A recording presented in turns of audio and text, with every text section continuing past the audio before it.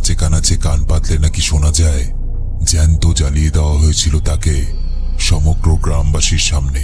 কি হয়েছিল এখানে কয়েকশো বছর আগে? বছরের একটা বিশেষ দিনে এই গ্রাম থেকে একটার পর একটা মেয়েকে ওই পিশাচিনী টেনে নিয়ে চলে যায় কোনো এক অজানা জায়গায়। আর এই গ্রামে নাকি একটা মানুষের 100টা বিয়ে হয় একটা বিশেষ কারণে।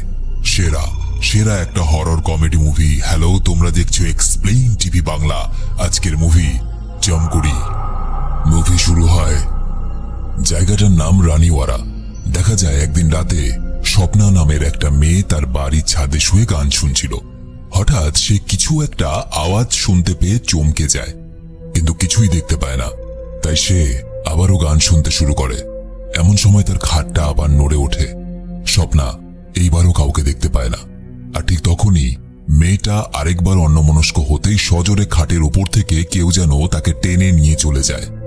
জানা যায় 2 দিন আগে কিঞ্জল নামের এই মেয়েটা, যে নাকি বেশ কিছু বছর শহরে গিয়ে পড়াশোনা করেছিল, সে কদিন আগে গ্রামে ফিরে এসেছিল। নবরাত্রির সময় গুজরাটের নানান জায়গায় গরবা নামে এক ধরনের অনুষ্ঠান হয়। গরবা খেলা, নবরাত্রি একটা অনুষ্ঠান। এই সময় গানের তালে তালে ছেলেমেয়েরা সবাই একসাথে নাচ করে। তারা যখন নাচ গান করছিল, একটা লোক এসে স্পিকারটা ভেঙে দেয় আর বলে, তোরা জানিস না আমাদের গ্রামের উপরে জামকুড়ির অভিশাপ আছে, এবং এই জন্যই গুজরাট যখন গরবার তালে নিচে ওঠে তখন জামকুড়ির ভয়ে আমাদের গ্রাম কাটা হয়ে থাকে। কিঞ্জলরা তার কথায় বিশেষ পাত্তা দেয় না। আর ঠিক তার 2 দিন পরেই স্বপ্নার সাথে এই ঘটনাটা ঘটে। ওদিকে দেখা যায় যেদিন স্বপ্না উধাও হয় সেদিন সকালেই সে গ্রামে এই লোকটা, যার নাম মানসুখ ঢোলাকিয়া, সে গ্রামে আসে। পেশায় একজন রিডেভেলপমেন্ট এজেন্ট, মানে পুরনো যেসব প্রাসাদ মহল ইত্যাদি থাকে সেগুলোকে ভেঙে বা সেগুলোকে ঠিকঠাক করে নতুন করে বসতি গড়ে তোলার কাজ করেন।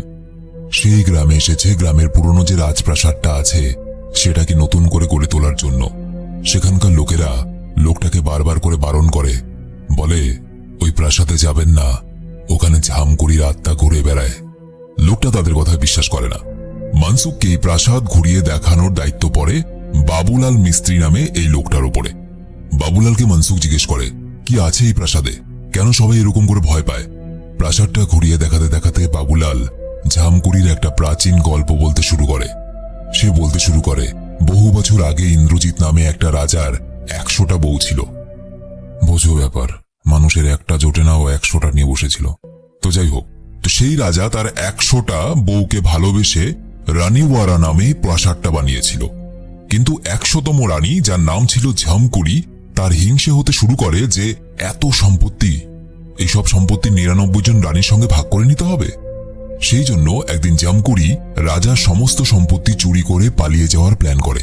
কিন্তু কোনোভাবে রাজা সেটা টের পেয়ে যায়। তবে রাজা কিছু করতে পারার আগেই জামকুড়ি তার সব রানীদের ওপরে গরম তেল ছুঁড়ে মারে, তাদের পুড়িয়ে মেরে দেয় এবং তারপর নিজেও গায়ে আগুন দিয়ে মারা যায়। তবে মরার আগে সে একটা অভিশাপ দিয়ে যায় যে যদি এই সম্পত্তি তার না হয় তাহলে এই সম্পত্তি কাউকে ভোগ করতে দেবে না সে। সেই যেদিন মারা গেছিল সেদিন ছিল নবরাত্রির শেষ রাত। তারপর থেকেই প্রতি বছর নবরাত্রির শেষ দিন রাতের বেলায় জামকুড়ি নামে ওই ডাইনি প্রচন্ড রেগে থাকে এবং সেই কারণেই গ্রামে সেদিন কেউ গরবা খেলে না। বাবুলাল যখন মানসুখকে এই সমস্ত কথা বলছিল তখন আশেপাশে অনেক অদ্ভুত ঘটনা ঘটতে থাকে। কখনো হাওয়া ছাড়াই দরাম করে জানালা বন্ধ হয়ে যাচ্ছিল, কখনো বা নিজে থেকেই রান্নাঘরের পুরনো বাসনপত্র ঝমঝমিয়ে নিচে পড়ে যায়। আবার কখনো মহলের ভেতরে থাকা কয়েকশো বছর পুরনো একটা গাছের ডাল নিজে থেকেই ভেঙে পড়ে যায়। মানসুখ হঠাৎ করে জানায় তার নাকি মনে হয়েছে এই মহলের প্রান্ত থেকে অন্য মহলে সে কাউকে যেতে দেখেছে। মহলের মধ্যে একটা গোপন কক্ষ ছিল। মানসুখ বলে হতেই পারে ওই গোপন কক্ষের মধ্যে রাজার সব গুপ্তধন আছে। সে আইডিয়া দেয়, চলো দুজন মিলে ওই কক্ষ ঢুকবো এবং তারপর যদি কোনো গুপ্তধন পাই সেটা ভাগ করে নেব। কথায় বলে লোভ বড় খারাপ জিনিস। বাবুলাল লোভে পড়ে যায়, সে কক্ষে ঢুকে পড়ে। তবে মানসুখ তার সাথে সেখানে ঢুকলে খানিকক্ষণ পর বাবুলাল তাকে আর অন্ধকারের মধ্যে কোথাও দেখতে পায় না, আর না তো তার গলার আওয়াজ শুনতে পায়। বাইরে এসে বাবুলাল তার এই পুলিশ বন্ধু, যার নাম ওমকার, তাকে ডেকে সেই গুপ্ত কক্ষে নিয়ে যায়। কিন্তু সেও মানসুখকে কোথাও দেখতে পায় না। তবে হঠাৎ কোথা থেকে মানসুখ আচমকা তাদের সামনে আসে এবং চোখ বড় বড় করে বলতে থাকে, ডট ডট টাইম ডাইনি। সে তোতলাচ্ছিল। কে যেন অন্ধকারের মধ্যে টেনে নিয়ে চলে যায়। ভয়ে বাবুলাল এবং ওমকার সেখান থেকে চিৎকার করতে করতে বাইরে বেরিয়ে আসে। ওরা কোনোভাবে প্রাণ বাঁচিয়ে বাবুলালের বাড়িতে এসে পৌঁছালেও গ্রামের সব লোকেরা কিছুভাবে জানতে পেরে যায় যে বাবুলাল ওই মহলের ভেতরে ঢুকেছিল এবং হয়তো সেই কারণে গ্রামের ওপরে জামকুড়ির প্রকোপ নেমে এসেছে। গ্রামে সবাই দলবল নিয়ে বাবুলালের বাড়ির বাইরে অপেক্ষা করতে থাকে। ভয়ে বাবুলালরা আর বাড়ির বাইরে বেরোয় না। অন্যদিকে দেখা যায় বাবলু নামের এই বিয়ে পাগল ছেলেটাকে বিয়ে করতে চায়। তবে মেয়ে খোঁজার পাশাপাশি সে জমি জায়গার দালালি করত, জায়গা জমি বিক্রি টিক্রি করিয়ে দিত এবং ভূতের ভয় দেখিয়ে বিভিন্ন লোকেদের ফ্ল্যাট বাড়ি এসব খালি করতে বাধ্য করত। এসব করতে গিয়ে সে এবং তার বন্ধু, যার নাম ঘেলচন্দ্র, তারা জেলে যায় মানুষকে ঠকাতে গিয়ে। সেখানে তাদের দেখা হয় এই সাধুর সাথে। এই সাধু নাকি পিশাচ প্রেতাত্মার সাথে সম্পর্ক স্থাপন করতে পারে এবং ভূত ভবিষ্যৎ দেখতে পায়।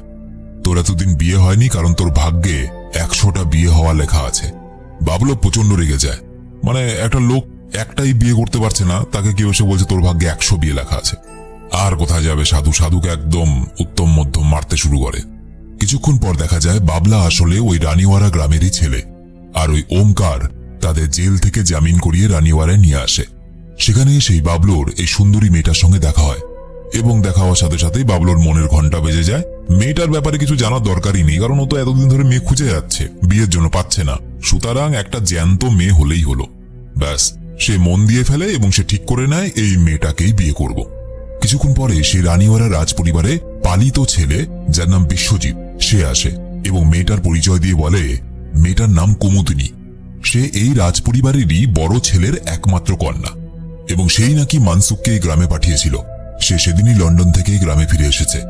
দেখা যায় বাবলুকে বাবুলাল ছোট থেকে নিজের ছেলের মতোই বড় করেছিল বাবলুকে। তো বাবুলালের বিপদ দেখে ওমকার তাদেরকে গ্রামে নিয়ে আসে।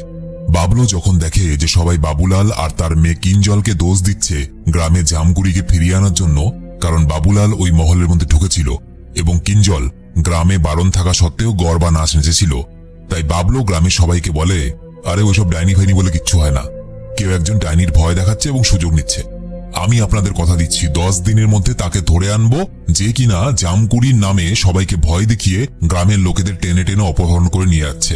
সেই লোকটাকে আমি সামনে এনে দাঁড় করাবো, আর যদি আমি সেটা করতে না পারি তাহলে বাবুলাল নিজেই এই গ্রাম থেকে বেরিয়ে যাবে।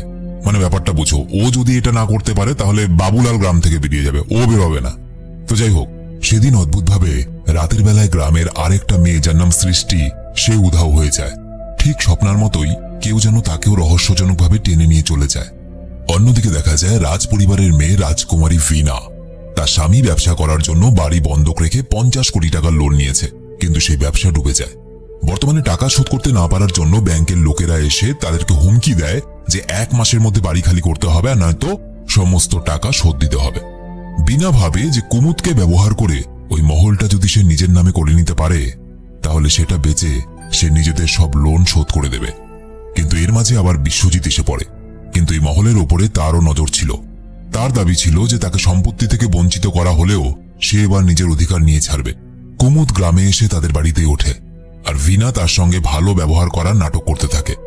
ভিনা বলে যে নবরাত্রির সময় তাদের পুরো পরিবার মিলে তারা মহলে থাকবে, গরবা নাচবে এবং মজা করবে। তাই বাবুলালের বদলে এবার বাবলোর ঘাড়ে সেই মহল কুমুদকে দেখিয়ে লোক জোগাড় করে তা ঠিকঠাক করার দায়িত্ব পড়ে। আর এটা করতে গিয়ে রোজ বাবলো আর কুমুদ একসাথে অনেকটাই সময় কাটাতে শুরু করে। ধীরে ধীরে তারা দুজনে একটু একটু করে একে অপরের প্রেমে পড়তে শুরু করে। তবে কুমুদকে দেখে কেমন যেন একটা খটকা লাগে, কারণ সে তো জন্ম থেকেই লন্ডনে ছিল, তবু তার মধ্যে কোনো বিদেশিদের লক্ষণ ছিল না। একেবারেই গ্রামের ছাপোষা একটা মেয়ের মতোই ব্যবহার করছিল। তার সাথে কেউ ইংরেজিতে কথা বললেও সে নিজের মাতৃভাষাতেই জবাব দিচ্ছিল। আর তাকে তার পছন্দের খাবার জিজ্ঞেস করলে সে কিন্তু কোনো বিদেশি খাবারের নাম বলে না। সে বলে, আমার ঘি খেতে ভালো লাগে, গুড় খেতে ভালো লাগে, আর রুটি খেতে ভালো লাগে। এই কুমুদের কি আলাদা কোনো রহস্য আছে? এই প্রশ্নের উত্তর একটু পরেই পাওয়া যাবে। কুমুদ আর ভিনার পরিবার সেই মহলে যাওয়ার পর সেদিন রাতেই হঠাৎ মহলের কারেন্ট চলে যায়, আর ভিনার মেয়ে পারুলকে কুমুদের চোখের সামনে কে যেন একটা একইভাবে টেনে নিয়ে যায় যেভাবে স্বপ্নাকে টেনে নিয়ে গেছিল। কুমুদ কিছুই করতে পারে না। পরদিন সবকিছু জানাজানি হলে বাবলো বিশ্বজিতের উপরে সন্দেহ প্রকাশ করে। হয়তো বিশ্বজিৎই জামকুড়ির নাম করে লোক লাগিয়ে গ্রামের মেয়েদের এইভাবে অপহরণ করছে। কারণ এই বিশ্বজিতের মেয়েদের প্রতি একটু বেশি দুর্বলতা ছিল, মানে মেয়ে দেখলেই আর। এর পরের দিন যখন কিঞ্জলের জন্য বিয়ের সম্বন্ধ দেখা হচ্ছিল, কিঞ্জল জানায় যে সে একজন নৃত্যশিল্পী হতে চায়, বিয়ে করতে চায় না। তবে তার মা বাবা তার স্বপ্নের কোনো দামই দেয় না। সেই রাতে অন্ধকারে পালিয়ে যাওয়ার সিদ্ধান্ত নেয় সে, এবং তাকেও বাকিদের মতোই কোনো এক অদৃশ্য শক্তি টেনে নিয়ে চলে যায়। এই ঘটনার পরে বাবলু একদম শিওর হয়ে যায় যে কেউ একজন আছে যে কিনা জামকুড়ির ভয় ছড়িয়ে বেড়াচ্ছে আর মেয়েগুলোকে টেনে নিয়ে গিয়ে নিজে ভোগ করছে।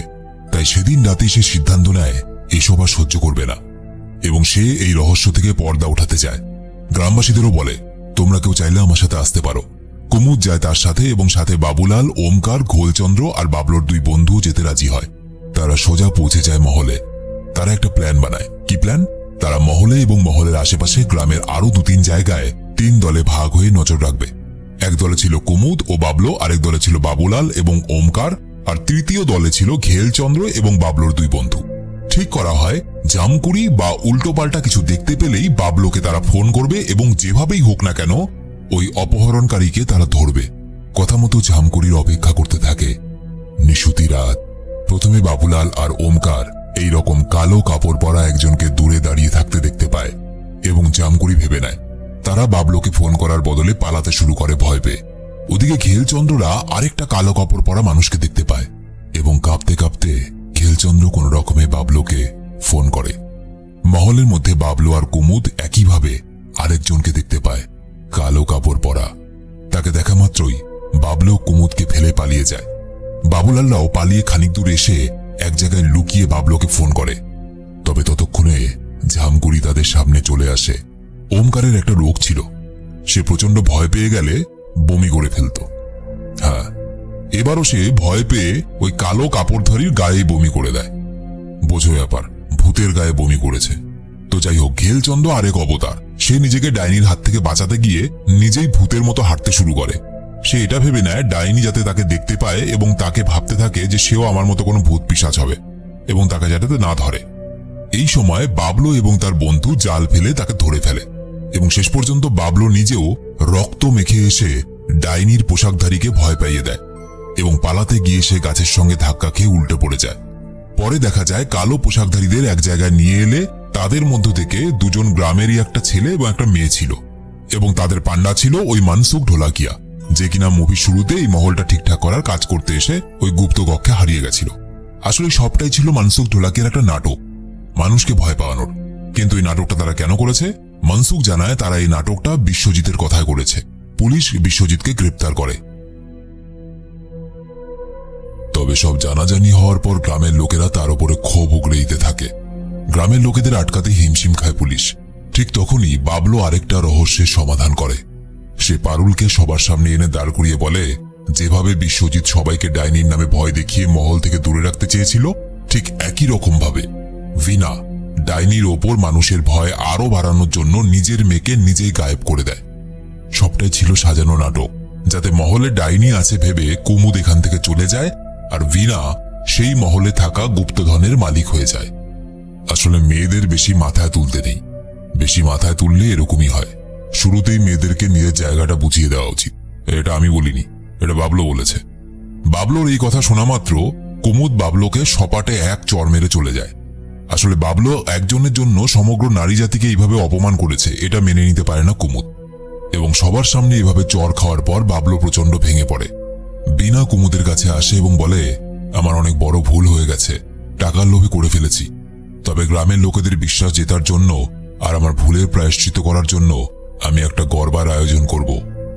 আসলে বিনার প্ল্যান ছিল যে কুমুদ যখন গরবা খেলতে ব্যস্ত থাকবে তখন একজন প্রমোটারকে ডেকে এনে এই মহলটা সে বেচে দেবে এবং টাকা পয়সা নিয়ে চলে যাবে।